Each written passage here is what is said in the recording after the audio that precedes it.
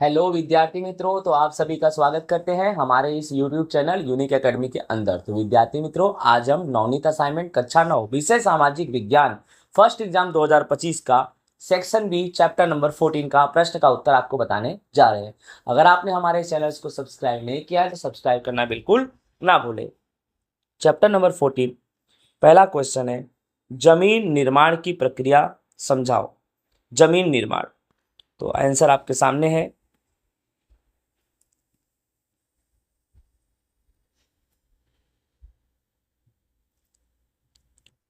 मिट्टी चट्टानों के विखंडन से जन्मी है, अर्थात मिट्टी का निर्माण चट्टानों से हुआ है। चट्टानों की सतह वाले भागों का ताप, बरसात, हिम, हवा, वनस्पति, जीव जंतु आदि परबलों से विखंडन होने से चट्टानों का चूर्ण बनता है। अर्थात चट्टानों का चूर्ण कैसे बना? चट्टानों पर गर्मी लगने से, चट्टानों पर पानी गिरने से, चट्टानों पर बर्फ गिरने से, हवाओं से, वनस्पतियों से, जीव जंतुओं से आदि परबलों से चट्टान के टुकड़े टुकड़े हुए और चट्टान का लास्ट में चूर्ण बना, पाउडर बना। और इसी पाउडर से भूमि का आवरण बनता है। इसी भूमि आवरण में चट्टानों के छोटे छोटे टुकड़े, कंकड़, रजकड़ आदि होते हैं और इन्हें हम रेगोलिथ भी कहते हैं।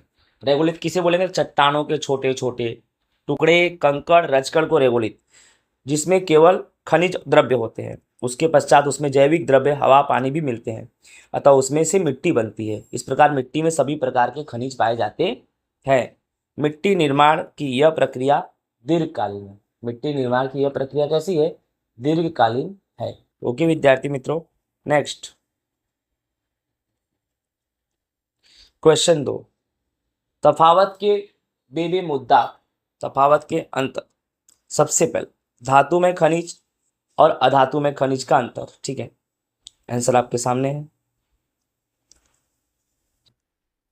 धातु में खनिज और अधातु में खनिज, इसको आप खुद अपने से समझ सकते हो। इसको मैं अच्छे से समझा दूं आपको कैसे है कि जो धातु में खनिज है ना, उसमें धातु पाया जाता है। क्या पाया जाता है? और अधातु में खनिज में क्या पाया जाता है? अधातु। सिंपल सी बात, धातु में खनिज में धातु पाया जाता है, अधातु में खनिज में अधातु पाया जाता है।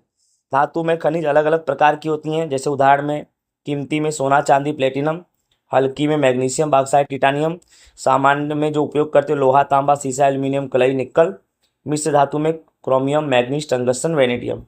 और अधातु में क्या आएगा? चूने का पत्थर, चौक, एप्सेटोट, अभ्रक, फ्लोस्फोर, जिप्सम, सल्फर, हीरा। इसको 2 नंबर में लिखना है, 2 2 पॉइंट। धातु में खनिज में धातु पाया जाता है, अधातु में खनिज में अधातु पाया जाता है। इसके उदाहरण दे दो, पद क्या, ज्यादा टेंशन लेने की जरूरत नहीं है। ठीक है, आगे देखते हैं भाई। दक्कन और उच्च प्रदेश यानी मालवा और उच्च प्रदेश। दक्कन और मालवा में अंतर बताना है भैया, समझ में आ रहा है ना? ये रहा सबसे अच्छा आपके सामने, ये मालवा का पठार है, ये दक्कन का। ठीक है, मालवा का पठार अरावली पर्वत से पूर्व में है और नर्मदा नदी के उत्तर में है, इसका विस्तार क्षेत्र कम है। और दक्कन का पठार नर्मदा नदी के दक्षिण में है तथा पश्चिमी घाट के पूर्वी मध्य में है और इसका विस्तार अधिक है। अगर आपको और आसानी से लिखना है तो यही लिख देने का, मालवे के पठार का विस्तार कम है, दक्कन के पठार का विस्तार अधिक है। और मालवा के पठार में जो लावा की उपजाऊ काली मिट्टी होती है वह अधिक उपजाऊ होती है। ठीक है, इसमें काली मृदा के साथ लाल मिट्टी, लेटेराइट मिट्टी आदि मिट्टी भी मिलती है। इसमें खनिज संसाधन अधिक नहीं है, मालवा के पठार में खनिज संसाधन अधिक नहीं है। इसमें है लोहा, मैग्नीज, ये सब है। यह छितरे एवं कटीले वन क्षेत्र में पाए जाते हैं और ये घने वन में पाए जाएंगे। ठीक है, समझ में आ गया ना आपको? चलो आगे देखिए। खड़को अने खनिज, खड़को अने खनिज, चट्टान और खनिज में अंतर बताना।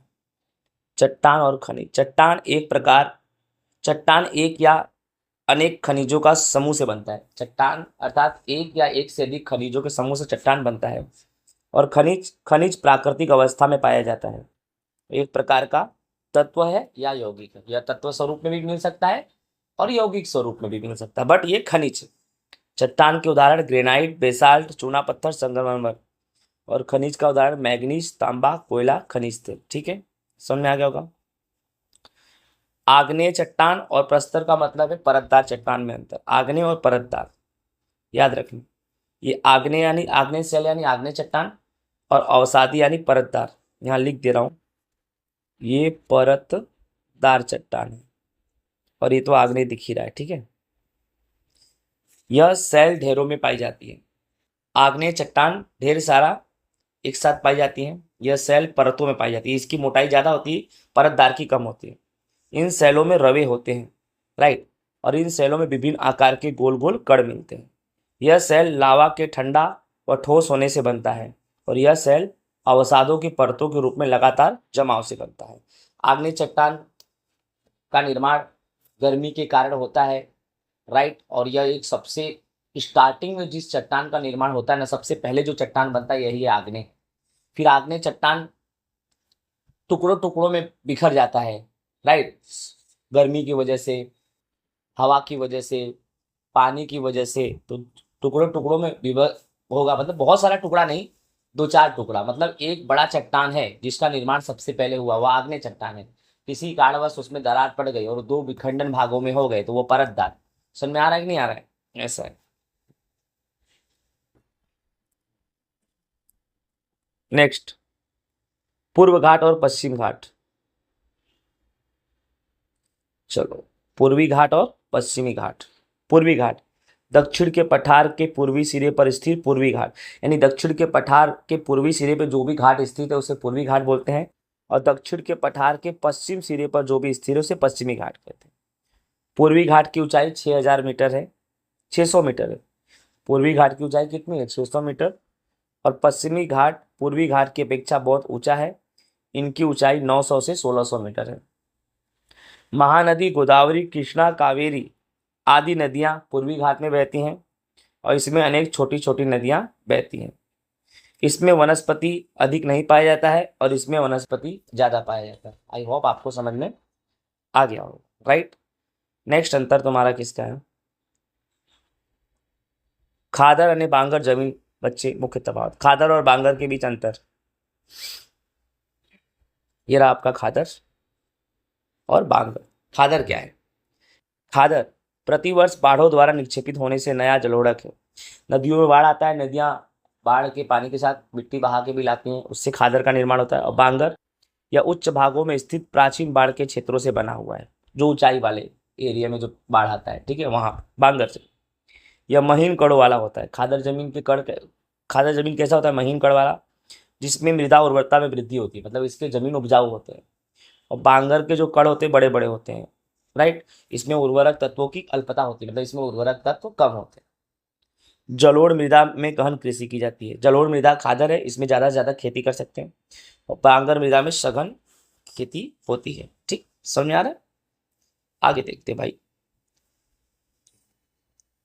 खनिजों का वर्गीकरण। ये भी जान लेते हैं भैया, खनिजों का वर्गीकरण आपके सामने आंसर है।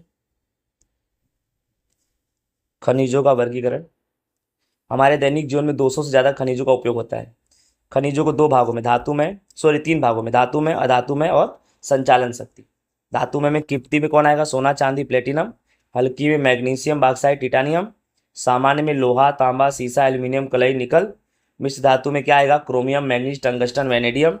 अधातु में चूना पत्थर, चौक, एप्सिटोट, अब्रक, फ्लसफर, जिप्सम, सल्फर, हीरा। और संचालन में कोयला, खनिज तेल, प्राकृतिक गैस, यूरेनियम एंड थोरियम। यह है खनिजों का वर्गीकरण विद्यार्थी मित्रों, राइट। अब लास्ट हमारा क्वेश्चन ये है, आपेल पर्वतीय प्रदेशना वर्गीकरण नीचे आपेला कोष्टक प्रमाणे करो। ठीक है,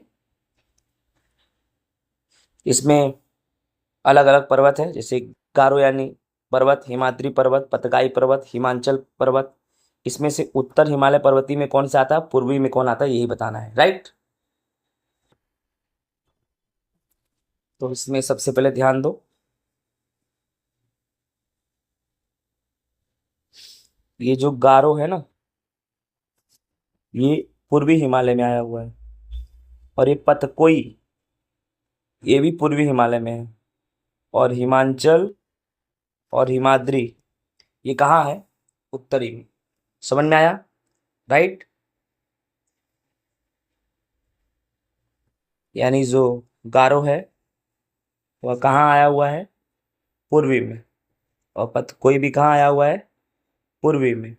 और हिमाद्री इसमें और हिमाचल इसमें। आई होप विद्यार्थी मित्रों आपको समझ में आ गया होगा। इस तरह से हमारा चैप्टर नंबर 14 का सेक्शन भी होता है पूरा। आई होप आपको अच्छे से समझ में आया होगा। ओके, जय हिंद, राधे राधे।